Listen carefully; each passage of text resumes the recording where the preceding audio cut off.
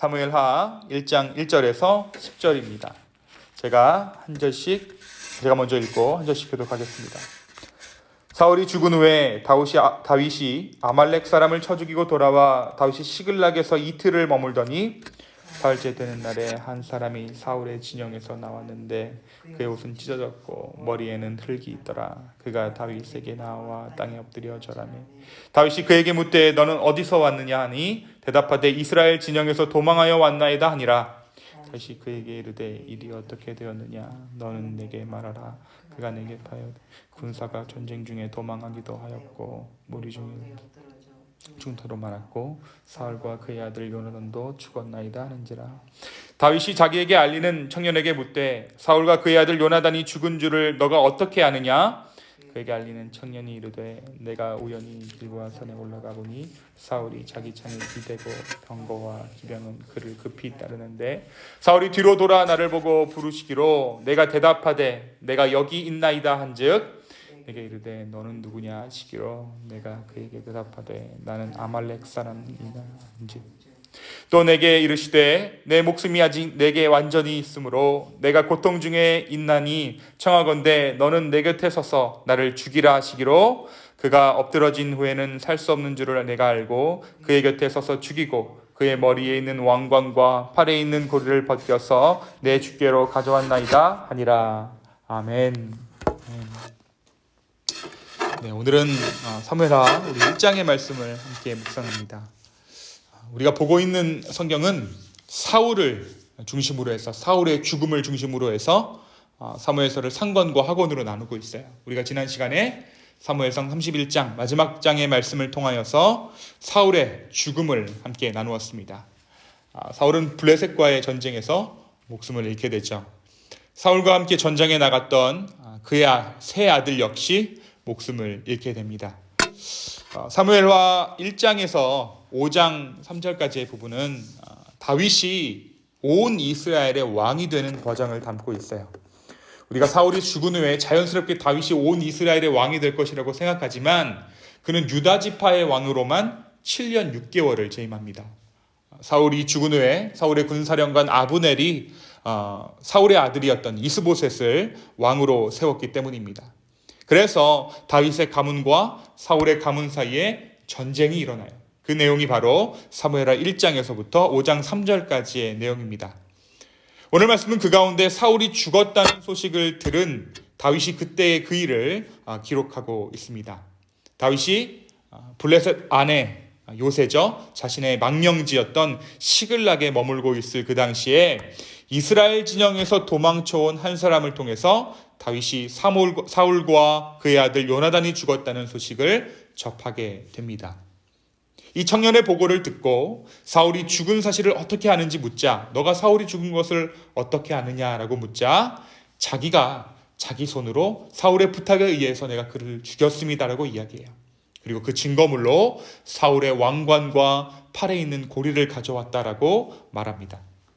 그러나 그 말은 우리가 알고 있는 것처럼 거짓말이었죠. 사울의 죽음의 소식을 듣고 또 요나단의 죽음의 소식을 듣고 다윗은 그 일행과 함께 그 무리와 함께 슬퍼하며 금식합니다. 그리고 나서 이 말씀 후반부에 뭐라고 전하고 있냐면 다윗이 이 아말렉 청년을 처형합니다. 무슨 죄명으로 처형합니까? 하나님의 기름 부음 받은 자를 임의로 죽인 것으로 인해서 그를 처형합니다. 그것이 하나님 앞에 범죄였기 때문이에요. 그리고 나서 다윗이 이 아말렉 청년을 처형한 후에 사울과 그의 아들 요나단의 죽음을 슬퍼하면서 애가를 짓습니다. 조가를 지어요. 두 용사의 죽음을 애도하면서 다윗은 길보아 산에서 패배한 이스라엘의 아픔과 사울과 요나단이 살아생전 행했던 업적들을 노래합니다. 특별히 이 애가의 후반부에는 요나단을 향한 다윗의 애절한 마음을 담아서 노래하는 것을 우리가 볼 수 있어요. 다윗은 요나단의 죽음을 슬퍼하고 그가 요나단이 보여줬던 그 사랑을 회상합니다. 우리 23절을 한번 볼까요? 사울과 요나단이 생전에 사랑스럽고 아름다운 자이러니 죽을 때에도 서로 떠나지 아니하였도다. 그들은 독수리보다 빠르고 사자보다 강하였도다. 또 26절에 보면 내 형 요나단을 나의 형이라고 이야기합니다. 내 형 요나단이여 내가 그대를 애통함은 그대는 내게 심히 아름다움이라. 그대가 나를 사랑함이 기이하여 여인의 사랑보다 더하였도다. 자신의 정말 진정한 마음을 다하여서 다윗은 사울의 죽음과 요나단의 죽음을 애도하고 또 요나단이 그에게 보여줬던 그 놀라운 사랑을 노래합니다. 이것이 사무엘하 1장의 내용이에요. 오늘 말씀이 저와 여러분에게 무엇을 말해주고 있을까요? 먼저 이 아말렉 청년의 행동에 대해서 좀 생각해 볼 수가 있을 것 같아요.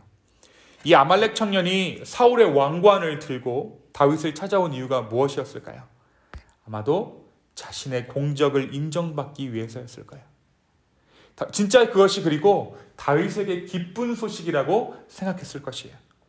다윗을 죽이려 하고 다윗의 적이었던 사울을 처단한 장본인이 자신이라고 알렸을 때 그 아말렉 청년은 다윗으로 하여금 높은 자리를 보장받거나 아니면 큰 상급을 받을 것이라고 생각했을 것입니다.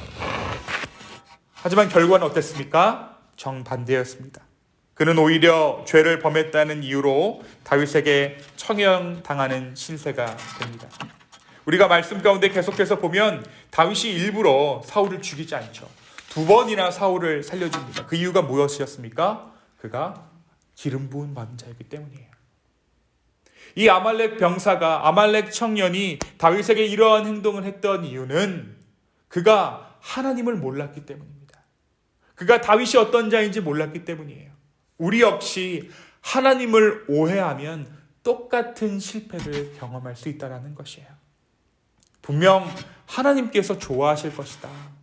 혹은 하나님의 마음을 기쁘게 하는 것이다 하고 하는 우리의 그 행동이 하나님 앞에 죄를 범하는 득죄하는 것일 수도 있다는 것입니다. 우리가 하나님을 오해할 때 이런 일들이 생겨요.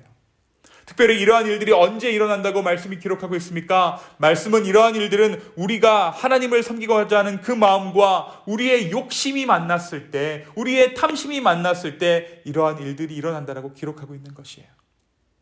하나님을 잘 모르고 오해하고 아말렉 사람이었기에 그가 하나님이 어떠한 분이신지 잘 몰랐을 뿐더러 그가 높은 자리를 바라는 그 욕심이 만났을 때 그는 죽음을 면할 수 없는 그 길로 향하게 됩니다.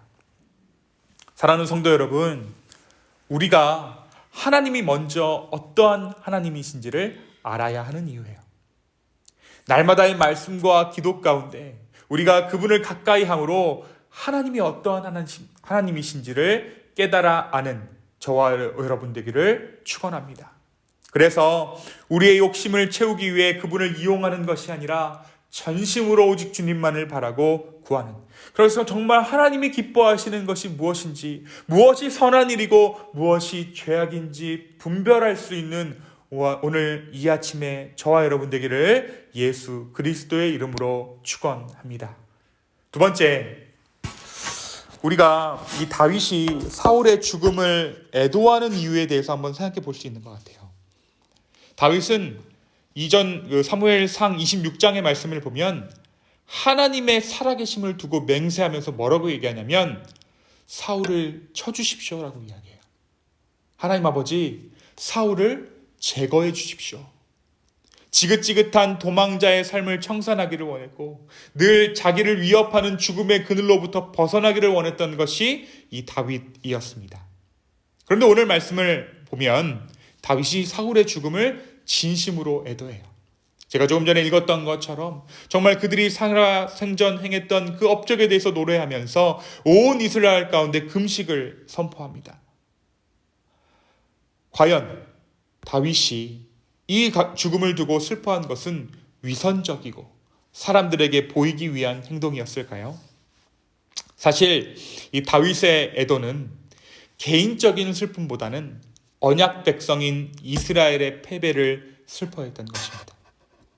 오늘 말씀에서 보듯이 그래서 다윗은 이 사실을 블레셋 어느 지파에게도 알리지 말라고 명령해요. 가드에게도 알리지 말고 아스글론에게도 알리지 말 것을 이야기합니다. 왜 이렇게 얘기하냐면 그들이 기세가 등등해서 노래할까 봐, 그들의 힘을 뽐낼까 봐, 그들이 다른 족속들에게 말하지 말라고 얘기해요. 오히려 뭐라고 얘기하냐면 이날의 패배를 유다 족속에게 가르치라 라고 얘기합니다. 18절에 보면 명령하여 그것을 유다 족속에게 가르치라, 그리고 책에 기록하라 라고 이야기합니다. 이것은 사울과 요나단이 행한 일들을 기억하는 것이기도 하지만 이날의 패배를 잊지 않게 하려는 것입니다.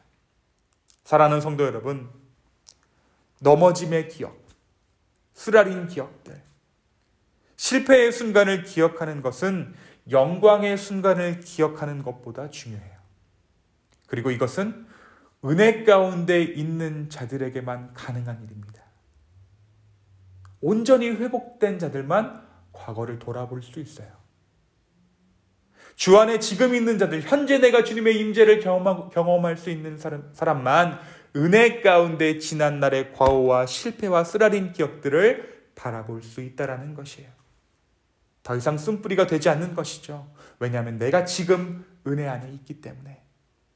다윗은 자신이 이제 곧 이스라엘의 왕이 될 것이다라는 기대와 사무엘을 통해 행하셨던 하나님의 기름 부으심이 드디어 나에게 나의 인생 가운데 성취되었다, 사울이 죽었다라는 기쁨보다 이날의 패배와 치욕을 기억하려 했습니다.